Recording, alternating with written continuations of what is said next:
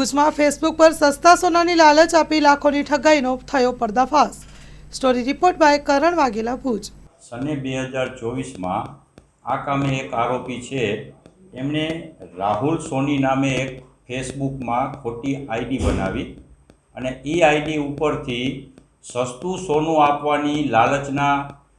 Photographs મૂકેલા, જે અન્વયે ફરિયાદી વોટ્સઅપ માધ્યમથી અને ફેસબુક માધ્યમથી આરોપીઓનો સંપર્ક કર્યો અને 2024 આરોપી ભુજ ખાતે ફરિયાદીને મળેલા અને 2 સોનાના બિસ્કિટ આપી અને 14 લાખ રૂપિયા લઈ એને વિશ્વાસમાં લીધેલો અને ત્યારબાદ સને 2024 અલગ અલગ સમયે કુલ 75 લાખ જેટલા રૂપિયા એમણે આંગળીયા મારફતે મેળવેલા અને આજ દિન સુધી એને સોનું નહીં આપી અને રૂપિયા પણ પરત નહીં કરી કુલે 61 લાખ રૂપિયાની ઠગાઈ અને વિશ્વાસઘાત કરતા ફરિયાદી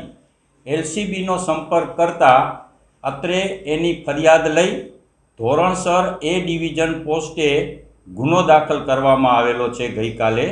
અને આ ગુના કામે આગળની તપાસ પોલીસ અધિક્ષક શ્રી વિકાસ સુંડા સાહેબની સૂચનાથી મને એટલે કે પીએસઆઈ HR જેઠીને સોંપવામાં આવેલી। આ કામે જે આ નાસ્તા ભાગતા આરોપીઓ છે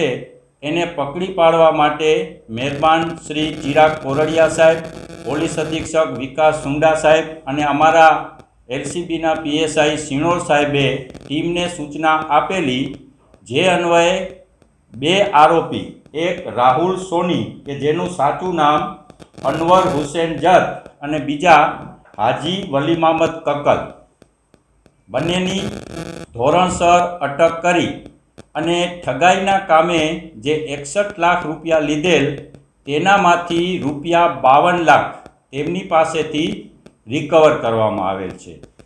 સસ્તું સોનું આપી અને જે ઠગાઈ કરતી જે પણ ગુનાઓ દાખલ થાય છે એમાં સૌથી મોટી આજ દિન સુધીની પશ્ચિમ કચ્છની રિકવરીનું આ 52 લાખનો પહેલો કિસ્સો છે। બંને આરોપીઓની ધરપકડ થઈ ગઈ છે અને ધોરણસર ગુનાની તપાસ ચાલુમાં છે। આ કામના જે આરોપી છે એની મોડસ ઓપરેન્ડી ફેક ફેસબુકમાં આઈડી બનાવી સોનાના બિસ્કિટના ફોટોગ્રાફ્સ મૂકી અને કોઈ પણ એની લાલચમાં આવી જઈ અને આનો સંપર્ક કરે તો વોટ્સઅપ કોલના માધ્યમથી સંપર્ક કરે, તેઓને ભુજ ખાતે બોલાવી પ્રથમ એને સાચું સોનાનું બિસ્કિટ બતાવી પૈસા લઈ અને સાચું સોનાનું બિસ્કિટ આપે, બાકીના રૂપિયા એ લોકો આંગળીયા મારફતે લઈ અને પછી એમને કોઈ સોનાનું બિસ્કિટ કે આપતા નહોતા। આ કામે જે 2 આરોપી પકડાયેલ છે એનામાંથી જે હાજી વલીમામદ કક્કલ છે એનો ગુનાહિત ઇતિહાસ છે। 2022 તેમના વિરુદ્ધ લેન્ડ ગ્રેબિંગનો,